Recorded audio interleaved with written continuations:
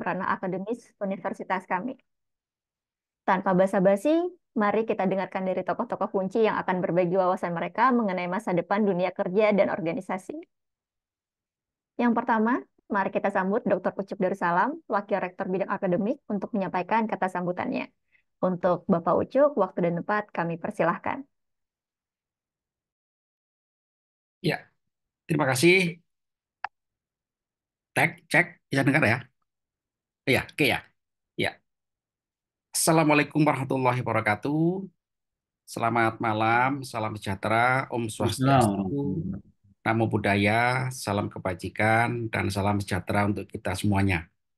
Dalam acara yang baik ini telah hadir Ketua Himpunan ya dari Prodi Manajemen PJJ Unsia ya, Mbak Elvira, kemudian bersama kawan-kawan dan juga Kepala Program Studi Manajemen PJJ Bapak Wahyu ya Purbo, dan juga para dosen di sini juga ada Pak Ibu Seprodi ya Bu Ratih Wilis ya, dan juga Pak Joko Suharyanto ya, kemudian juga ada Bu Meta serta teman-teman semuanya seluruh mahasiswa Prodi Manajemen. Dalam kesempatan yang baik ini juga kita mengucapkan selamat datang kepada narasumber ya Bapak Audi Lumbang Toruan. Selamat datang Pak di acara webinar Universitas Berasia. Salam kenal juga dengan kami semuanya. Nah, dalam kesempatan yang baik ini juga saya mengapresiasi eh, kegiatan webinar dengan tema Future Work and Organization ya. Ini memang sangat tepat sekali topik ini untuk memperkuat seluruh calon-calon lulusan Universitas Berasia. Sebagaimana kita ketahui saudara-saudara bahwa Unsia ini hadir memang dalam rangka untuk mempersiapkan lulusan yang bisa berkontribusi dan bisa berkompetisi di era cyber society.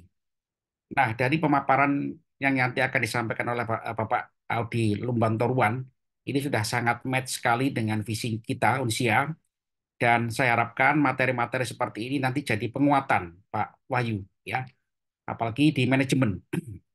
Di manajemen itu sudah jelas ya, bahwa teknologi informasi ini sudah menjadi menu utama.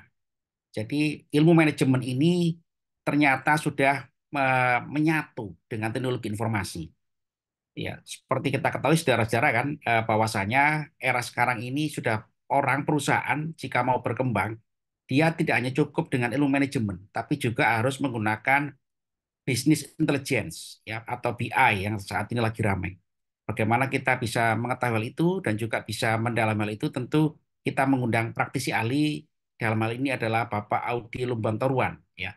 Jadi mohon izin Bapak, mohon kami diberikan pengalaman yang bagus supaya itu menjadi inspirasi bagi kami semuanya agar mahasiswa Unsia ini bisa semakin yakin, bisa semakin semangat untuk mempersiapkan lulus lulus dari usia dengan membawa bekal skill yang kompetitif, yang mampu berkompetisi dan berkontribusi di era cyber society. Mungkin itu sambutan dari saya. Selamat mengikuti acara ini dengan seksama dan riang gembira, saudara-saudara semuanya.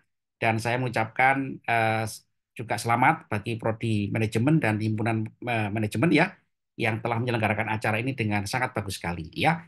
Sekian dari saya. Bila hadirat walhidayah. Assalamualaikum warahmatullahi wabarakatuh. Selamat malam. Selamat malam, Pak Ucup. Terima kasih banyak untuk kata-katanya. Yang kedua, mari kita dengarkan kata sambutan dari Bapak Kaprodi kita, Bapak Wahyu Purbo Santoso. Kepada Pak Wahyu, waktu dan tempat kami persilahkan.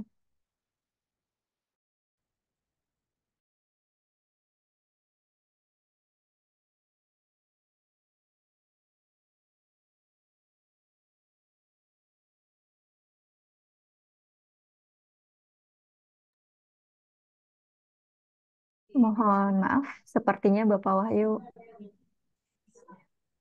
Selamat malam, Pak Wahyu. Malam, Mbak Elvira. Baik, Oke. sorry, tadi keluar sebentar ya. Baik, selamat malam semuanya. Assalamualaikum warahmatullahi wabarakatuh. Shalom, Om Swastiastu, Namo Buddhaya, salam kebajikan, salam sehat, salam rahayu untuk kita semua. Baik, pertama-tama suara saya terdengar ya, Mbak Elvira. Baik, Pertama-tama saya ingin mengucapkan banyak terima kasih kepada pimpinan Universitas Siber Asia. Pertama, saya ucapkan banyak terima kasih kepada Rektor Universitas Siber Asia, Prof. Yang Yoncho, CPA, kemudian Bapak Wakil Rektor bidang 1 Akademik Penelitian dan Pengabdian kepada Masyarakat, Bapak Dr. Ucup Darussalam, STMT, kemudian ada Ibu Kabiro Kemahasiswaan Universitas Siber Asia, Ibu Dian Meta Arianti, kemudian yang saya hormati Bapak Ibu dosen tetap Universitas Siber Asia dan juga yang saya banggakan mahasiswa Universitas Siber Asia. Dan tak lupa banyak terima kasih kepada narasumber utama Bapak Audi Lumbantoruan selaku keynote speaker gitu ya. Bapak izin, ini luar biasa Bapak bisa hadir. Terima kasih banyak dari kami. Kemudian sedikit memberikan sebuah kata pengantar ya rekan-rekan semua terkait webinar kali ini mengenai future work dan organization itu sendiri. Sesuai dengan profil lulusan dari prodi manajemen sendiri, kita ingin mencetak gitu ya lulusan yang kompeten dalam bidang human resources expertise gitu ya. Sekarang nomenklatur human resources ataupun personalia sudah bergeser shifting menjadi namanya human capital. Karena kita anggap gitu ya di keilmuan manajemen bahwa human manusia adalah sebuah manpower atau sebuah aset kapital. Sehingga rekan-rekan semua gitu ya, khususnya di prodi manajemen, ke depannya dengan berbagai macam tantangan dan opportunity, kesempatan yang ada, ini harus bisa inline gitu ya, rekan. Dan juga keilmuan ini harus terus update. Makanya kemudian prodi manajemen mengadakan webinar yang sangat luar biasa malam ini. Kemudian di era AI gitu ya rekan-rekan, nanti Pak Audi akan menjelaskan panjang lebar gitu ya bahwa human resources itu menjadi kunci, key factor gitu ya. Izin Pak Audi, kemarin kami Prodi Manajemen dan dosen Universitas Asia sudah mengadakan pelatihan workshop yang bagus sekali dari Ibu Dr. Dia gitu ya. Itu mengenai leadership gitu. Dikatakan di dalam pelatihan tersebut mengenai tipe-tipe kepemimpinan. Dijelaskan di situ ada kepemimpinan namanya adalah ambidextrous leadership. Di mana pemimpin itu, ya rekan-rekan ya, kalau kita bicara human resources itu harus adaptatif, harus fleksibel gitu ya. Nah itu yang nanti akan juga disampaikan oleh Pak Audi pasti. Nah kemudian terakhir dari saya gitu ya, rekan-rekan harus mengikuti acara rangkaian webinar ini dengan baik gitu ya sehingga di akhir sesi nanti akan ada diskusi yang lebih dalam terhadap materi kali ini. Ini saya ucapkan banyak terima kasih rekan-rekan semua. Mungkin cukup dari saya. Wabillahi taufiq wal hidayah. Wassalamualaikum warahmatullahi wabarakatuh. Saya kembalikan ke Mbak Elvira dan Pak Joko selaku moderator. Terima kasih Bapak Ibu. Baik, terima kasih banyak Pak Wahyu untuk kata-katanya. Sekarang, untuk lebih mendalami topik ini, kita memiliki seorang pembicara terkemuka, Bapak Audi Lumbatorwan, SEMM. Namun sebelum kita lanjut, mari kita undang moderator kita untuk malam ini, Bapak Joko Suharyanto, untuk membantu acara kita selanjutnya. Kepada Bapak Joko, waktu dan tempat kami persilahkan. Baik, ya, terima kasih kepada Mbak Elvira. Baik, kita mulai saja acara webinar kita malam ini. Kita santai saja mungkin ya, karena suasananya kan minggu sore, minggu malam ya. Ini Pak Audi kita harus head to head dengan debat capres ini Pak Audi. Jadi kita ya mau nggak mau kita harus ini nih, ekstra kerja keras ini supaya kita jangan sampai kalah screen dengan dengan debat cawapres malam ini gitu Pak Audi. Baik, saya mulai saja. Assalamualaikum warahmatullahi wabarakatuh. Selamat sore dan salam sejahtera untuk kita semua. Izinkan saya kurang lebih 60 sampai dengan 90 menit ke depan saya akan membantu acara dari webinar kita malam ini. Sebelumnya perkenalkan nama saya Joko Suharyanto. Saya yang akan menjadi moderator pada webinar kita pada malam hari ini dengan tema The Future Work and Organization. Webinar ini diselenggarakan oleh Himpunan Mahasiswa Manajemen Universitas Saber Asia sebagai bagian dari upaya kami untuk berbagi pengetahuan dan informasi terkini tentang dunia kerja dan organisasi. Pada kesempatan kali ini, kita akan bersama-sama mendengarkan pemaparan dari Bapak Audi Rumbantoruan SEMM yang merupakan Human Resources Advisor to Board to Management di ASEAN Center for Biodiversity.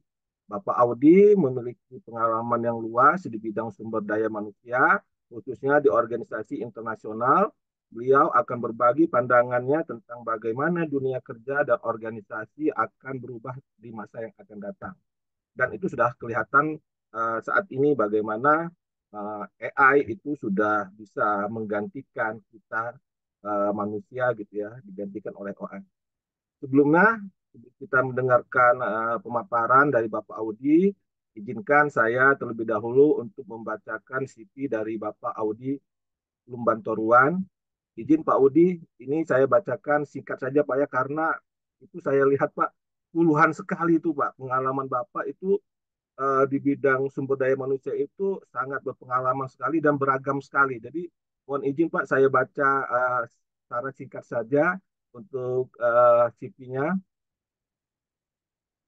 Baik, Pak Audi Lumbantoruan ini lahir pada tanggal 21 Agustus 1979. Jadi kurang lebih 44 tahun, sudah menikah dengan 2 orang anak. Beliau lulusan dari S1-nya di Universitas Pajajaran, lulus pada tahun 2001, dan dan gelar magisternya di Universitas Indonesia dengan konsentrasi di manajemen sumber daya manusia. Nah, selanjutnya Pak Audi juga kalau mau kita eh, lihat lagi lebih dalam lagi di sini, pengalaman kerjanya itu banyak sekali. Jadi dimulai mungkin dari tahun 2001, beliau pernah bekerja di Toyota Motor Corporation. Ini hanya 1 bulan nih kalau saya lihat di sini, 1 bulan itu di Jepang. Selanjutnya beliau ke Toyota Motor Asia Pasifik yang ada di Singapura, Motorola Singapura, terus di Body Contest Singapura, L'Oreal Indonesia pada tahun 2006. Selanjutnya PT Tiga Raksa Satria pada Juni 2006 sampai dengan Mei 2007. Wonderman Indonesia tahun Juni 2007 sampai dengan Agustus 2009. Nah, selanjutnya beliau juga pernah bekerja di NBO, layanan konsultasi Singapura, Indonesia, tahun 2009 sampai dengan 2012. Selanjutnya pernah bekerja juga di PT Darya Varia Indonesia Farmasi. Selanjutnya pernah bekerja juga di PT Tekno Indonesia, layanan minyak dan gas, Mei 2013 sampai dengan Agustus 2014.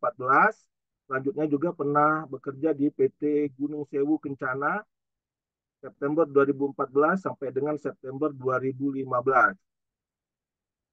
Selanjutnya, Pak Audi juga pernah bekerja di perusahaan minuman Santori Garuda, Oktober 2015 sampai dengan September 2019, dan pernah juga bekerja di Rumah Sakit Siloam, Oktober 2019 sampai dengan Mei 2021. Selanjutnya, Pak Audi juga pernah bekerja di Kementerian Tenaga Kerja Republik Indonesia, di sini sebagai konsultan, terus di Mobilindo Nusa Persada. Selanjutnya pernah juga bekerja di Angel Rocket Singapura Februari 2021 sampai dengan Oktober 2022. Dan selanjutnya pada saat ini narasumber kita Pak Audi itu bekerja di Pusat Keanekaragaman Hayati ASEAN dari April 2023 sampai dengan sekarang. Dia di sini sebagai konsultan profesional dan juga menjadi konsultan profesional juga di Bank Sentral Indonesia, Bank Indonesia dari bulan Juni 2023 sampai dengan sekarang, dan juga pernah menjadi konsultan juga di Garuda Food pada Januari 2023. Kegiatan lain di bidang sosial itu aktivitas lainnya Pak Audi juga di sini uh, menjadi bergabung di kelompok masyarakat profesional dan juga pernah bergabung juga di kelompok masyarakat profesional SDM Indonesia dari Mei 2011 sampai dengan Desember 2018 sebagai co-founder. Nah, yang masih tetap di sini adalah di kelompok masyarakat profesional Human Resources Indonesia HXD itu Desember 2018 sampai dengan sekarang, dan masih banyak lagi aktivitas-aktivitas yang pernah dilakukan oleh Pak Audi, penghormatan dan penghargaan yang pernah diterima beliau yaitu Indonesia Best Inspiring. Selanjutnya mendapat juga penghargaan dari Hewlett Packard, dan selanjutnya juga pernah mendapat penghargaan juga dari uh, Accenture, itu berupa beasiswa beasiswa pertukaran pelajar Asia Pasifik di Manila, Filipina pada tahun 2000. Nah, itu tadi sedikit yang bisa saya singkat saja, Pak Audi. Mohon maaf dari TV yang Pak Audi serahkan kepada kami. Terima kasih, Pak Audi. Baik, selanjutnya teman-teman, uh, tanpa basa-basi lagi, mari kita dengarkan secara seksama materi yang akan disampaikan oleh pemateri kita malam ini, dan saya yakin apa yang akan disampaikan oleh Pak Audi ini sangat bermanfaat buat kita semua, terutama di bidang sumber daya manusia. Pada Pak Audi Lumbantoruan, kami persilakan. Selamat malam Pak Joko, terima kasih untuk perkenalannya. Waduh Pak, saya tidak berpikir Bapak membaca semua ya Pak. Terima kasih sekali Pak. Baru pertama ini saya dapat pengalaman Bapak membaca semuanya. Selamat malam Bapak Ibu, Assalamualaikum warahmatullahi wabarakatuh. Salam sejahtera, shalom, salam kebajikan, namo buddhaya. Perkenalkan, nama saya Audi Lumbantoruan, tapi sepertinya tidak perlu lagi ya dijelaskan, karena sudah dijelaskan oleh Pak Joko. Saya terlebih dahulu pertama mau ucapkan terima kasih sebesar-besarnya untuk Universitas Cyber Asia, untuk kesempatan bisa berbagi nih ya. Saya sebenarnya bukan mengajarkan hal yang baru, tapi prinsipnya berbagi dengan kondisi yang dihadapi saat ini. Salam kenal dan salam hormat untuk Pak Ucuk Darussalam. Ya, terima kasih Pak untuk kesempatan pada malam hari ini, termasuk juga dengan Pak Wahyu Purbo yang sudah kita berinteraksi walaupun lewat virtual maupun lewat maya ya Pak ya, dunia maya, dan juga dengan Pak Joko, dan tentunya yang paling menyenangkan adalah malam hari ini bersama dengan Bapak Ibu semua. Dan memang challenge-nya malam ini adalah pastinya ya yang sangat-sangat menunggu sampai tanggal 14 Februari ya. Kita menunggu siapa nih prediksinya. AI aja sudah memprediksi loh Pak Joko. Iya, tapi Kasih kita dong nggak boleh. bocorannya, Pak, kalau ada Aduh. prediksi AI-nya. Nanti kalau sering Menarik itu. ngomong kan diciduk nanti. Oke, kita fokus dulu Pak. Iya. Ya mungkin kita langsung saja ke topik kita malam hari ini yang juga nggak kalah menarik ya.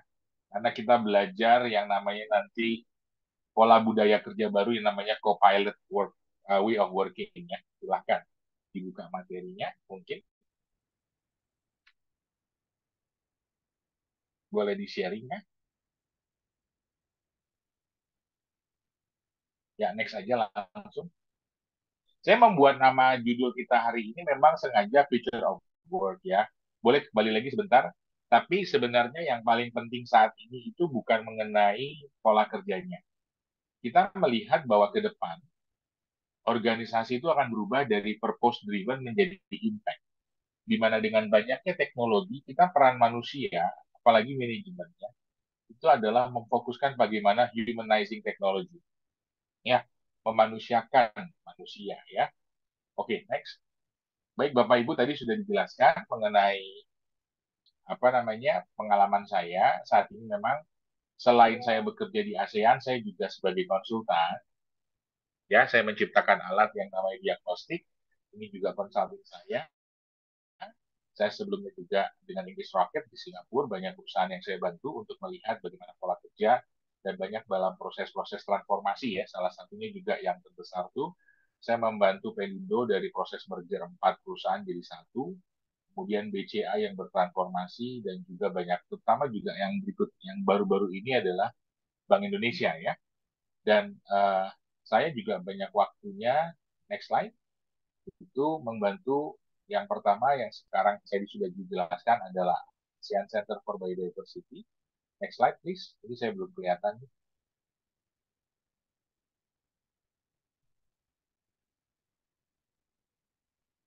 Ya, ASEAN Center for Biodiversity.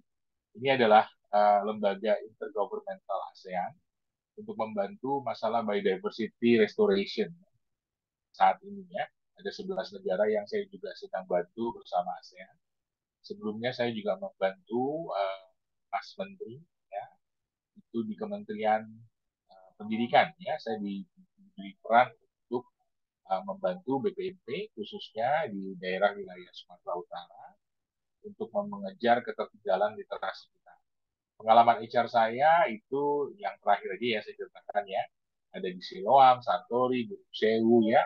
Tapi selama 22 tahun saya bekerja, saya itu juga memiliki pengalaman di luar HR, yaitu bagiannya adalah baik itu di organisasi, di marketing, di accounting, maupun juga di manajemennya. Next slide. Saya juga membantu baik itu Pak Hanif Dakiri, ya, era Pak Jokowi yang pertama, membantu untuk merancang dan mendesain mungkin beberapa teman-teman sudah familiar, ya, dengan KKNI dan SKKNI atau kita kenal sebagai Kerangka Kerja Nasional Indonesia menuju Sumber Daya Manusia dari tahun 2014. Saya involved di tim 7 bersama dengan Pak Yunus, kemudian dengan Ida Fauzia juga dalam rangka mensosialisasikan, ya, SKKNI banyak aktif dalam berbagai gerakan, terutama GNK, ya, Gerakan Nasional Indonesia Kompeten. Lanjut. Silakan next. Saya juga sudah dari 2009, ya, membangun HR community, ya, dengan berbagai community. Saya sudah membangun 7 komunitas, ini kayaknya masih di slide selanjutnya deh, sebelumnya. Yang terakhir memang saya membangun sebuah komunitas HR yang namanya Human Experience and Development. Dan malam ini topik kita adalah bicara the future of work and organization. Saya mau testing dulu, suara saya masih kedengaran jelas, ya? Takutnya internet saya up and down. Masih, Pak. Masih terdengar jelas, Pak Audi. Oke, terima kasih. Next slide boleh? Saya masih di slide tok judulnya. Oke. Jadi kalau Bapak Ibu lihat, ya, 3-4 tahun terakhir, ya, sejak COVID, ya, itu sudah banyak yang terjadi, ya, di mana pola kerja berubah, ya, dan juga model bekerja berubah. Pastinya juga proses operasional di perusahaan juga berubah. Dan di sini driver productivity itu juga berubah, ya. Dulu fokusnya kepada time management, ya, prioritaskan mana yang utama, mana yang harus duluan. Tapi sekarang itu lebih kepada energi dan stamina, ya. Bagaimana kita bisa update dengan pola-pola kerja yang bisa hybrid, ya, bisa dalam 2 dimensi maupun juga bahkan tidak mengenal waktu, ya. Nah, ini yang paling challenging, ya. Sehingga yang dibutuhkan di sini adalah bagaimana kita mengatur stamina dan energi kita sehingga kita masih bisa tetap optimum, maksimal, dan juga produktif ketika kita bekerja. Next. Nah, di mana kalau kita lihat, ini sebenarnya saya sudah terbitkan sajian mengenai hasil riset yang saya lakukan dengan majalah SWA, ya, 2-3 tahun yang lalu, ya, itu bicara tren. Dan saya tahun ini juga akan melakukan kembali survei dengan majalah SWA Nah, kita sudah melihat beberapa impact terhadap pola kerja. Sebenarnya COVID hanya membantu mengakselerasi, tapi bekerja di alam dan ekosistem digital itu sudah dimulai dari bahkan sebelum COVID itu dimulai. Next. Nah, apa yang kita lihat tadinya adalah sebuah imajinasi, science fiction, ya, film, itu sekarang sudah makin nyata, ya, di mana mobil bisa berjalan sendiri, ya, mobil sekarang sudah bergerak dengan baterai, ya, di mana hotel sudah dioperasikan oleh robot, ya, termasuk juga nggak usah jauh-jauh di Singapura, ya, itu banyak hotel yang menawarkan menu, ya, kepada robot, ya, dan di Indonesia juga sekarang sudah mulai kita lihat, ya, peran robot yang dipakai atau mesin dalam pekerjaan. Ya. Nextnya, kita sudah masuk di era Web 3. Ya, apa artinya Web 3? Mungkin di sini Bapak Ibu lebih familiar dari saya. Tapi kita sudah meninggalkan Web 2 nih pelan-pelan, ya. Web 2 itu masih bicara interaksi, ya, lewat sebuah portal, ya, sebuah media, sebuah platform. Tapi kalau nanti di Web 3 kita akan berinteraksi langsung, ya, di mana kita bisa melihat bahwa kita akan bisa melakukan banyak hal, bahkan beberapa orang sudah punya rumah, ya, di Web 3, ya. Namanya kita of course familiar, ya, dengan metaverse dan yang lain-lain. Dan ini membentuk apa namanya cara kerja baru, ya. Dan cara kerja ini yang nanti juga makin membentuk perilaku yang baru, ya. Dan inilah juga pentingnya kita lihat banyaknya teknologi ini sudah tidak lagi bermain hanya di machine learning, tapi sudah masuk kepada deep learning. Next slide, please. Nah, pekerjaan-pekerjaan itu, ya, di dalam Web 3 ini semuanya sudah diotomisasi. Sudah ada proses di mana semua data analitik, proses pengambilan data, decision making, itu sudah dibantu oleh teknologi. Semua faktor, ya. Dan ini kembali menjadi isu di mana pertanyaannya, bagaimana nanti dengan manusia? Ya, apa yang bisa dilakukan oleh manusia kalau semua peran ini akan diambil alih oleh komputer, teknologi maupun AI? Nah, kita melihat Bapak Ibu, next slide.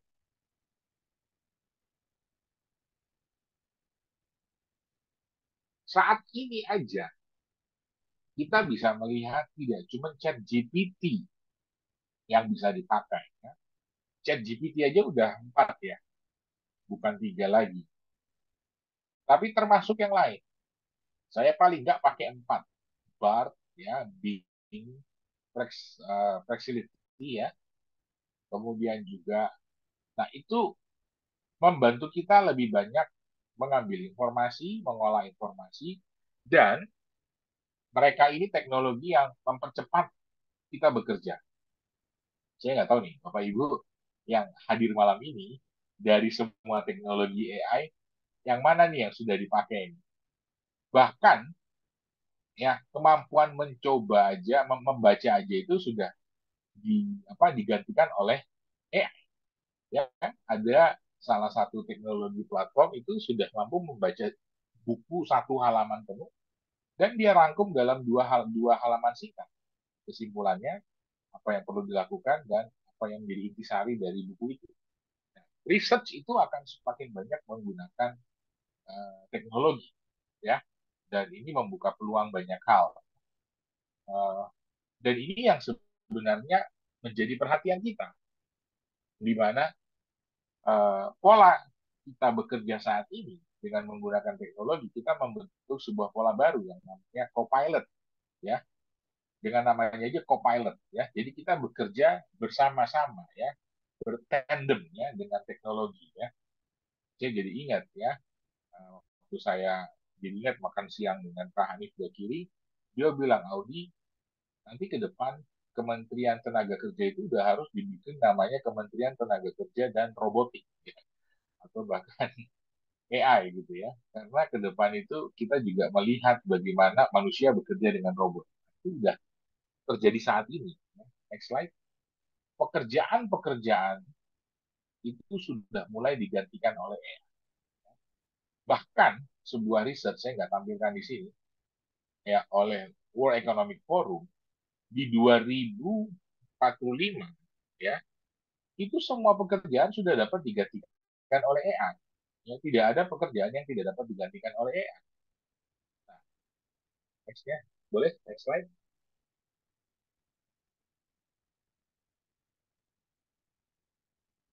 3 tahun terakhir, teknologi itu sudah menggantikan pola-pola kerja bisnis proses di organisasi. Di Jerman, CEO diganti oleh AI karena owner dari bisnis mengatakan bahwa lebih baik saya ganti CEO dalam pengambilan keputusan dengan AI karena AI mengambil keputusan lebih tajam, lebih hati-hati, dan lebih tepat. Ya, kemudian juga di Indonesia sudah ada perusahaan obat, ya, saya tidak boleh sebutkan namanya, itu ownernya sudah mengatakan 2-3 tahun ke depan lini manajemen yang ada di tengah itu akan digantikan oleh AI. Jadi mereka yang akan pensiun itu otomatis akan digantikan oleh AI. Perusahaan tidak berminat atau berencana untuk mengganti dengan posisi lain. Ini perusahaan real, ya, perusahaan obat, ya, di Indonesia, ya, dan mereka hanya akan mempertahankan posisi eksekutif manajemen sama di level dulu yuk. Kalau Bapak Ibu tahu Elon Musk, ya, belakang.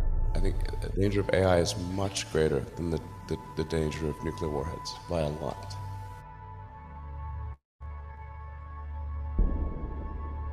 Mark my words, AI is far more dangerous than nukes. I try to convince people to slow down AI, to regulate AI. This was futile. I tried for years. The biggest issue I see with so-called AI experts is that they think they know more than they do. And they think they're smarter than they actually are. This tends to plague smart people. They define themselves by their intelligence, and they don't like the idea that a machine could be way smarter than them, so they discount the idea, which is fundamentally flawed. That's the wishful thinking situation. Very close to the cutting edge in AI, and it scares the hell out of me. It's capable of vastly more than almost anyone knows, and the rate of improvement is exponential. It feels like we are the biological bootloader for AI, effectively. We are building it. And then we're building progressively greater intelligence. And the percentage of intelligence that is not human is increasing. And eventually, we will represent a very small percentage of intelligence. Ya, terima kasih. Next-nya. Apa yang dikatakan oleh Elon Musk itu memang menjadi tantangan buat kita, ya. Apa yang akan terjadi dengan lingkungan kerja kita, ya. Pastinya yang pertama cyber security, ya. Kemudian juga adanya pergantian posisi-posisi pekerjaan.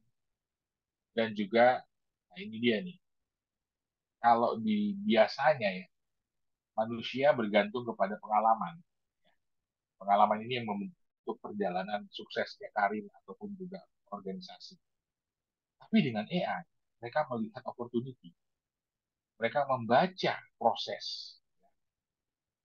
Ini saya boleh bertanya, mungkin Pak Joko, ini saya juga di tampilan saya ini gambarnya ketutup, apa namanya, agak kurang jelas, kurang tajam. Masih, Kami ya, izin stop share screen dulu ya Pak Audi, kita coba share screen ulang. ya, terima kasih. Oke. Mohon ditunggu sebentar, Pak Audi. Ya,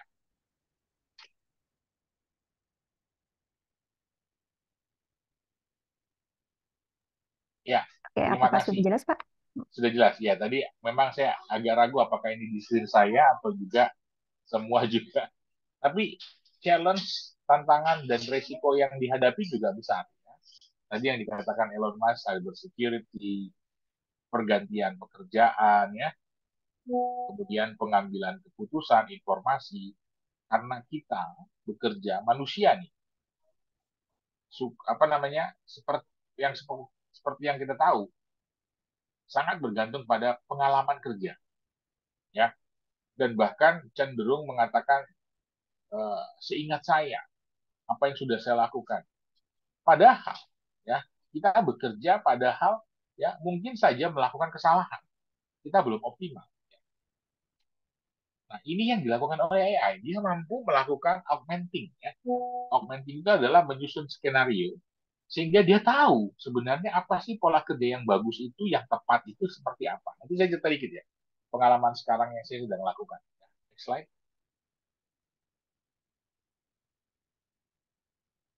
Nah, kembali kepada akhirnya kita mau bagaimana nih menghadapi ini.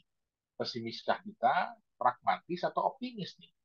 Apakah kita langsung mengatakan kita akan tergantikan oleh AI atau kita akan mungkin tergerus, ya, tidak akan punya pola pekerjaan baru. Mungkin juga kita masih punya harapan, ya, kita masih bisa merangkul teknologi, ya, embrace the technology, ya. Kemudian kita masih punya kesempatan melakukan hal-hal yang lain, bahkan optimis, ya, kita bisa bermain peran yang lebih baik, ya, sebagai business owner, entrepreneur, investor, ya. Itu saya kembalikan kepada Bapak Ibu. Tapi kalau saya mau melihat bahwa saya cenderung kepada pragmatis dan optimis, ya. Di mana next slide, dan ini sudah diprediksi oleh Harvard Business Review. Mau nggak mau kita harus reskilling, ya, mau belajar kembali, ya. Apa yang kita paham, bisa jadi apa yang kita pelajari, apa yang kita ketahui, apa yang kita yakini itu bisa jadi salah dengan teknologi sekarang, ya. Dan yang paling penting adalah open mindset. Ini silakan baca sendiri di majalah Harvard Business Review, ya, bahwa semakin banyak orang, ya, bekerja dengan bantuan AI. Artinya pola kerja Copilot, ya, itu semakin terbentuk di dalam organisasi. Dan ini nanti akan mendesain kembali organisasi, khususnya strukturnya, pola kerjanya, polisinya ke depan. Saya masih melihat di perusahaan-perusahaan Indonesia sekarang, ada yang sama sekali mengatakan tidak boleh menggunakan AI di dalam proses operasional perusahaan. Tapi ada juga yang sudah mulai mencampur aduk, memulai pelan-pelan, tapi sekarang sudah makin besar. Saya melakukan penelitian, ya, terhadap 200 perusahaan, dan banyak dari mereka mengatakan mereka membutuhkan intervensi teknologi atau AI dalam proses ke depannya, karena mereka merasakan bahwa mereka sangat terbantu, ya, dengan proses uh, pengambilan keputusan dan penyusunan strategi, ya. Nah, next slide please. Kita akan masuk dengan era yang namanya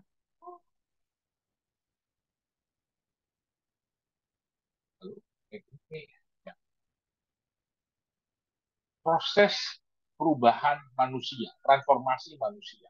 Dan khususnya yang kita akan lihat di sini adalah proses transformasi pola kerja.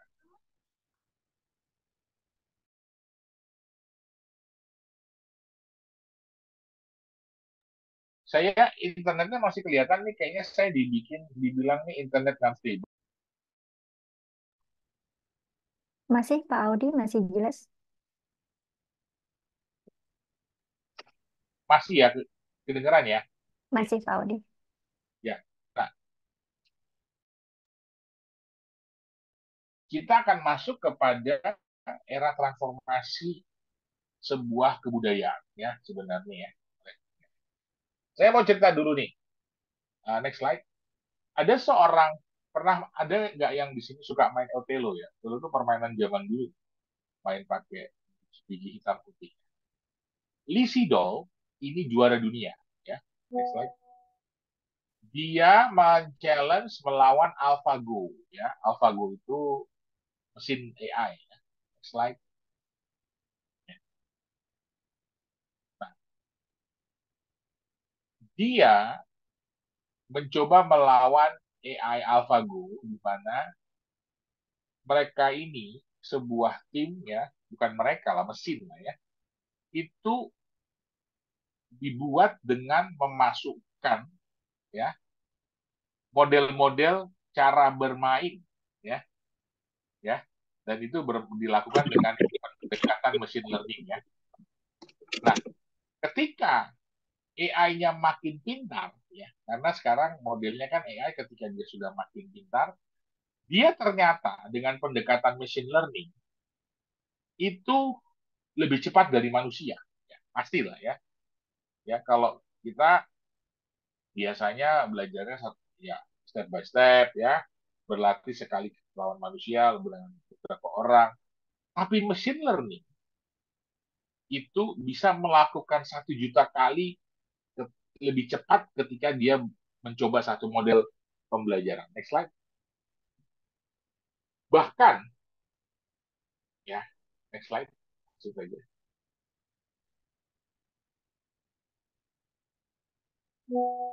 AlphaGo berevolusi menjadi AlphaGo Zero ya, di mana pendekatannya ya itu dia memasukkan ya selama 40 hari berbagai model pola ya pembelajaran itu dengan 40 hari itu hampir sama setara dengan 3.000 tahun peradaban manusia bermain Otelo.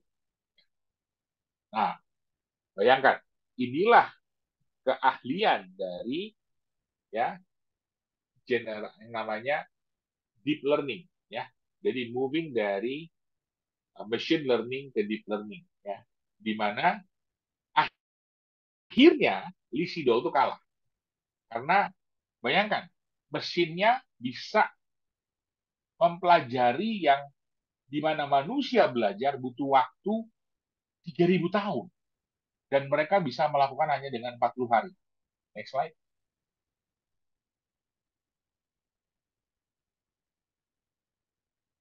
Nah, apa yang kita saat ini lakukan di perusahaan ya dengan banyak hal nih, bisnis intelijen ya. Ya saya harus sebutkan semua merek nih, SAP ya, Power BI, Business Intelligence ya. Itu semua masih machine learning ya. Dia membaca data dari apa yang dimasukkan ya. Kemudian dia mencoba membantu mengambil analisis ya. Tetapi ke depan dengan generatif AI kita masuk kepada pola deep learning ya. Di mana AI itu menjadi berpikir ya. Berpikir dan tidak hanya menganalisa. Dia memprediksikan apa yang terjadi. Disinilah kita sudah lihat nih actualnya ada ChatGPT, ada Dataiku ya, ada Amazon, ada Bard, ada Bing ya, termasuk juga sekarang baru-baru ini keluar handphone yang katanya handphone AI ya, saya nggak mau iklan gitu ya, tapi memang saya coba dia cepat sekali gitu ya, dan inilah yang namanya akselerasi di dunia Web 3 ya. Nah ini yang harus kita mau nggak mau nih persiapkan dengan baik ya. Bagaimana di organisasi maupun juga bagaimana di kita sendiri di karyawan. Karena proses deep learning itu, next slide adalah sebenarnya ya dia membaca data, kemudian mengolah dan memutuskan, mengambil pilihan ya. Sehingga akhirnya dia menawarkan pilihan. Inilah namanya copilot ya. Ini namanya AI decision making model ya. yang sekarang terjadi di perusahaan, baik itu resmi maupun tidak resmi. Ya, tidak resminya mungkin kita langganan ChatGPT sendiri dengan handphone, coba perspektif ada banyak hal, tapi yang resminya juga ada. Dan bahkan bisa menggunakan berbagai banyak model AI gitu ya. Nah, di mana AI itu ya bisa kita minta next slide untuk membuat semacam direction ya apa yang kita ingin lakukan. Kemudian kita minta mereka untuk melakukan pola-pola kerja yang dapat membantu kita ya. Tidak hanya menampilkan informasi tapi dia akan mencari ya. Misalnya nih Pak Joko maunya apa? Saya butuh model misalnya apa ya. Dia akan mencari dan kemudian bahkan dia akan bentuk dan bahkan dia lakukan ya sampai pada poin pada dia akan mengusulkan. Nah, inilah tahap-tahapan complexity AI sebenarnya ya. Dan ini ya dimulai dengan desain tinggi. Jadi ke depan ya pola kerja manusia itu yang dengan Copilot itu sangat berbasis dengan desain thinking model ya. Slide. Kita akan melihat apa sih yang menjadi kebutuhan dari pekerjaan maupun organisasi ya. Kita ingin mencari tahu definisinya. Ini slide-nya belum berubah. Kemudian akan banyak model yang di-generate dengan prototyping. Jadi melakukan testing, sehingga akhirnya ditarik sebuah kesimpulan. Nah, model-model ini akan banyak dilakukan dalam pola kerja ke depan di organisasi apapun peran kita. Ya. Karena apa? Yang sifatnya operasional akan digantikan langsung oleh teknologi.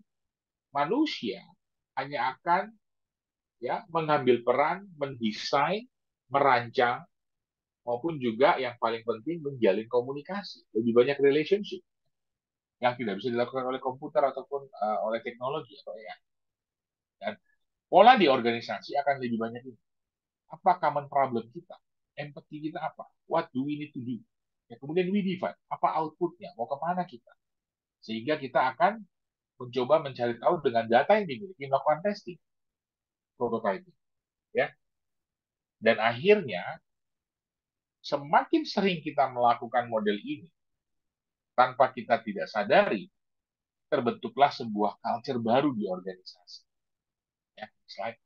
Di mana ke depan dalam organisasi ya itu terbentuk yang namanya inovatif culture. Next slide. Ya, tolong ini kayaknya slide.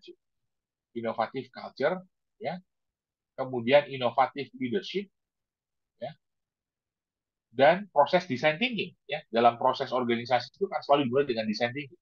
Karena apa? Operasional sudah akan digantikan oleh AI, oleh robot. Jangan pernah lupa. Dan ini yang paling mendasar.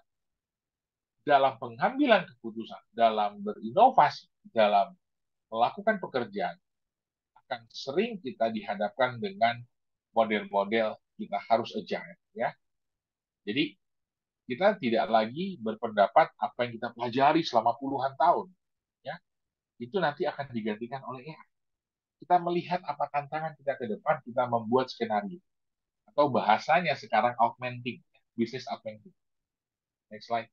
Nah, inilah makanya ya organisasi ke depan itu akan membentuk sebuah budaya yang namanya smile. Apa itu smile? Smile itu adalah smart intelligence culture, ya, di mana di dalam perusahaan, organisasi, teknologi memungkinkan kita bekerja satu sama lain di berbagai tempat, ya, berbagai pola, di berbagai area, daerah, ya, dan Anda bisa melakukan pola kerja kapan saja. Makanya saya bilang tadi, dengan model seperti ini, smart intelligence culture, your challenge is not about your time. Your challenge is about your stamina, your energy, your focus. Ya. Karena kita bisa bekerja dengan mungkin ya dari mulai pagi sampai malam. Ya. Seperti itu. Bahkan saya waktu handle BI, Bank Indonesia, mereka karyawan yang bekerja di New York ya, itu kadang-kadang harus bekerja mengikuti jadwal Indonesia walaupun mereka di New York ya. Kemudian yang di Jepang mungkin nggak terlalu beda, 3 jam. Gitu ya. Nah ini nih model-model pola kerja ke depan, apalagi kalau kita bekerja di sebuah perusahaan yang global. Dan global itu makin lama makin kecil ya. Kita udah terkoneksi satu sama lain ya, dengan teknologi. Nah, future of work will create smart intelligence culture. Ya. Remember this ya. Jadi pola kerja ke depan yang dibantu oleh generatif AI itu akan membentuk yang namanya budaya smart intelligence. Ya, di mana semua orang bisa bekerja dari manapun, tidak harus ke kantor atau bagaimana gitu ya, bahkan bisa mengatur waktu sendirinya. Yang di sini yang paling utama adalah oriented kepada result, ya, performance. Ya. Nah, Bapak Ibu, next slide. Bulan lalu saya bersama keluarga itu kami ke Bali, ya, dan saya menyempatkan ya melihat kondisi di sebuah kabupaten namanya Canggu. Sudah pernah ke Canggu, Bapak Ibu? Saya yakin sudah pernah ya. Ini dekat dengan Tanah Lot, ya, ke arah Denpasar ya.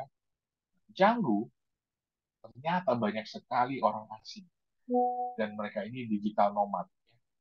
Di mana mereka bekerja yang seharusnya mereka bekerja di negara masing-masing. Ini dampak dari COVID ya. Mereka harusnya udah pulang, tapi mereka melanjutkan bekerja di situ di Canggu Bali, ya. Di mana mereka bekerja banyak nih profesinya. Ada sebagai banker, ada sebagai konsultan, ada sebagai engineer, ya. Dan mereka bisa bekerja anytime. Dan mereka mengatakan tidak perlu bekerja fisik. Mereka bisa bekerja di manapun dan mereka mengambil keputusan ke Bali. Ya. Makanya Canggu yang sekarang di Bali itu beda sekali dengan 15 tahun yang lalu yang banyak sawahnya. Jadi sekarang udah banyak kafe, ya udah banyak sekali eh, apa namanya hotel-hotel ya yang bahkan kita bisa lihat kita seolah-olah tidak di Indonesia ya. Kita tinggal di apa di mana nih gitu ya karena banyak sekali tenaga kerja asing yang di sana bekerja karena mereka menggunakan waktunya lebih banyak untuk dirinya. Nah, inilah makanya ya banyak orang keluar nih dari organisasi yang model-model kerja model dulu ya di mana orang-orang ini sudah bisa mengambil waktunya sendiri. Dan ini membentuk sebuah ekonomi baru loh sebenarnya, namanya gig economy. Ya. Anda bisa bekerja dari manapun, bisa bekerja ambil proyek dari mana saja, ya, bisa bekerja freelance, consultant, ya, dan Anda bisa mengatur waktu Anda sendiri. Nah, makanya kalau kita lihat next slide, ya, data dari Boston Consulting Group atau BCG mengatakan bahwa semakin 28% ya dari global employee yang ya, di 8 negara itu saat ini sudah berpikir kembali mau bekerja tetap di perusahaannya atau tidak. Bahkan mereka mengatakan if they can their work, they want to do the job, they can do it anywhere. Next slide. Ini data resmi nih dari hasil terakhir yang dilakukan oleh Boston Consulting Group ya, di mana ini meningkat ya. Jadi pola kerja Anda di perusahaan yang biasanya dulu bekerja di perusahaan semakin lama membuka celah Anda tidak perlu lagi bekerja di perusahaan. Ya, Anda bisa bekerja di manapun. Dan ini data dibuktikan oleh Boston Consulting Group. Ya. Next slide. Bahkan Boston Consulting Group (BCG) itu mengatakan bahwa yang paling penting sekarang di perusahaan ya itu adalah bagaimana employee ya seperti employee, tapi memang diperlakukan sebagai customer. Ya, ini perubahan yang terjadi Bapak Ibu ya di mana employee itu semakin dipertimbangkan ya tidak hanya sekedar dari sisi apa ya kompensasinya ya tapi bagaimana mereka bisa bekerja maksimal ya mereka bisa puas bekerja dan senang bekerja di organisasi ya ini testing lagi suara saya masih aman ya. Masih aman Pak Audi? Masih, Pak Audi. Ya. Ini saya nggak akan bedah bahas ini ya, Bapak Ibu bisa baca sendiri ya, apa namanya isi dari nanti kalau mau saya bisa sharing ya nanti melalui Pak Wahyu, Boston Consulting Group ya, hasil surveinya mengatakan bagaimana pola kerja survei yang dilakukan kepada karyawan di berbagai negara ya, bahwa is important, penting ya untuk perusahaan memperlakukan employee sebagai ya tidak lagi ya sekedar employee tapi sudah diperlakukan seperti customer. Ya. Nextnya. Nah, makanya kalau kita lihat dari LinkedIn ya, banyak orang keluar ya, dari perusahaan. Kenapa? Ya banyak faktor, salary, keamanan pekerjaan, lokasi, work-life balance, kemampuan fleksibel bekerja dimanapun ya. Kemudian banyak juga yang keluar juga karena ya sama juga salary juga compensation limited ya. Dan MIT Sloan itu bahkan melihat lebih banyak kepada toxic culture, corporate culture ya. Ya, ini yang terjadi. Kenapa banyak orang keluar dari organisasi? Karena they cannot work di organisasi yang tidak bisa mendorong mereka menjadi lebih produktif. Ya, nah inilah makanya ya ke depannya perusahaan yang tadi harus menitik beratkan kepada employee as customer harus punya strategi yang mendalam dalam mempekerjakan karyawannya dengan pendekatan employee experience. Ya. Next slide. Ya. Employee experience itu adalah pendekatan perusahaan ya, untuk mempertimbangkan, membangun pengalaman kerja karyawan sehingga mereka bisa bekerja dengan maksimal, tapi satu sisi yang lain mereka bangga ya bekerja di perusahaan itu. Ini mungkin di next session ya Pak Joko dan Pak Wahyu ya mengenai employee experience ya. Ini hal yang berbeda. Tapi banyak penelitian yang dilakukan baik itu Harvard Business Review, Gallup ya, IBM. Kalau perusahaan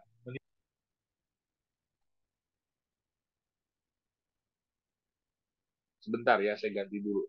Sebentar. Saya ganti dulu sebentar ya.